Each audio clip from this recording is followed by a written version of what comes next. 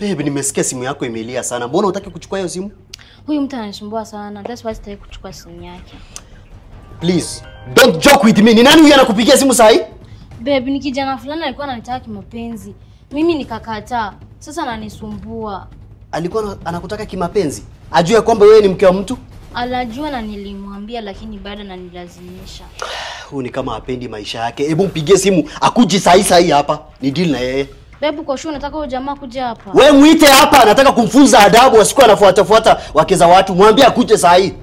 Atajua mimi ni nani. Mwambie akuje saa hii. Hello. A few moments later. Ati ni nani huyo anasema anataka kunifunza adabu?